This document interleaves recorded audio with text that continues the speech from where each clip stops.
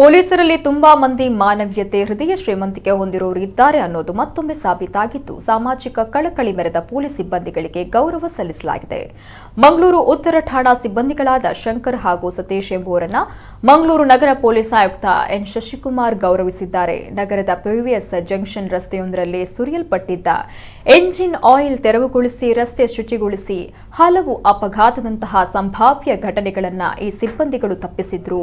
ಇನ್ನು ಸಿಬ್ಬಂದಿಗಳು ಈ ಭಾಗದಲ್ಲಿ ಆಯಿಲ್ ಬಿದ್ದಿರೋದನ್ನ ಗಮನಿಸಿದ್ದು ಅದೇ ಸಂದರ್ಭ ಇಬ್ಬರು ಬೈಕ್ ಸವಾರರು ನಿಯಂತ್ರಣ ಕಳೆದುಕೊಂಡು ಅಪಘಾತ ಉಂಟಾಗಿ ರಸ್ತೆಗೆ ಎಸೆಯಲ್ಪಟ್ಟಿದ್ರು. ತಕ್ಷಣ ಶಂಕರ್ ಹಾಗೂ ಸತೀಶ್ ಮಾನವೀಯ ಕಾರ್ಯದಲ್ಲಿ ಕೈ ಜೋಡಿಸಿದ್ದು ಹೆಚ್ಚಿನ ಅಪಘಾತ ತಪ್ಪಿಸಿದಂತಾಗಿದೆ. ಇನ್ನು ಈ ಕುರಿತಾದ ವಿಡಿಯೋ ವೈರಲ್ ಆಗಿದ್ದು ವ್ಯಾಪಕ ಪ್ರಶಂಸೆಗೆ ಕಾರಣವಾಗಿದೆ.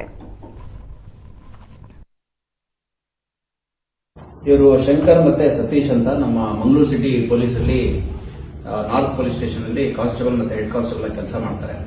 ಪಿವಿಎಸ್ ಸರ್ಕಲ್ ಅಂತ ಏನು ಮಂಗಳೂರಲ್ಲಿ ತುಂಬಾ ಮೇನ್ ಜಂಕ್ಷನ್ ಇದೆ, ಅಲ್ಲಿ ಒಂದು 3-4 ಲೀಟರ್ ಅಷ್ಟು ಗ್ರೀಸ್ ಟೈಪ್ ಆಯಿಲಿ ಮೆಟೀರಿಯಲ್ ಬಿದ್ದು ಒಬ್ರಿಬ್ರು ಟೂ ವೀಲರ್ ಅಲ್ಲಿ ಹೋಗುವಂತಹ ಪಾದಚಾರಿಗಳು ಸ್ಕಿಡ್ ಆಗಿ ಬೀಳುವಂತದ್ದನ್ನ ಗಮನಿಸಿ ಅಲ್ಲೇ ಹತ್ತಿರದಲ್ಲಿದ್ದ ಒಂದು 4-5 ತಟ್ಟಿಯಷ್ಟು ಮರಳನ್ನ ಅದರ ಮೇಲೆ ಹಾಕಿ ನಂತರ ಯಾವುದೇ ಒಂದು ಪ್ರತಿಷ್ಠೆ ಬಿಗುಮಾನ ಯಾವುದೂ ಇಲ್ದಲೆ ಅದನ್ನ ಕಸ ಗುಡಿಸಿ ಆ ಮರಳನ್ನ ಕ್ಲೀನ್ ಮಾಡಿದ್ರು. ಈ ಒಂದು ವಿಡಿಯೋ ನಮಗೆ ಕಂಡು ಬಂತು.